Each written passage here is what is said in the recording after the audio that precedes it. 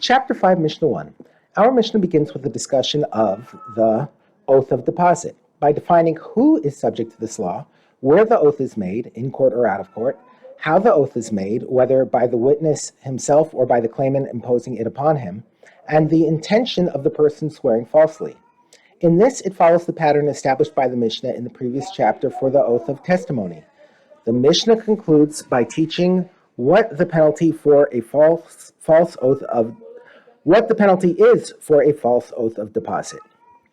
The law of the oath of deposit applies to men and to women, to people who are not relatives of the person making the claim, as well as to people who are his relatives, and to people who are generally fit to serve as witnesses, as well as those who are unfit to serve as witnesses, such as thieves. The Mishnah now discusses where the person denied that he owed anything, and how the oath was made. The penalty for the oath of deposit applies whether the person swears in court or out of court, as long as the oath came from his own mouth. That is, as long as he says, "I swear that I do not owe you anything," or he says "Amen" to this oath when the claimant imposes it on him.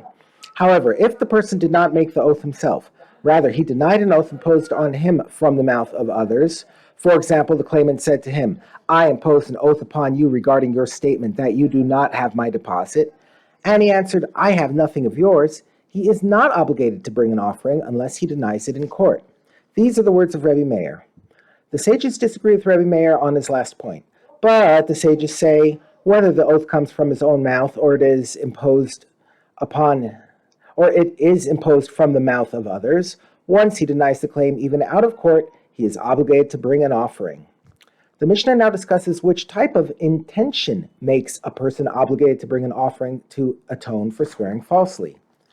He is obligated to bring an offering for intentionally violating the prohibition of making a false oath, that is, knowing that it was a lie and knowing the penalty he would get for it, and also for unintentionally violating the prohibition of making a false oath, while denying the deposit intentionally, that is, for knowing that he was swearing falsely but not knowing that this would obligate him to bring an offering.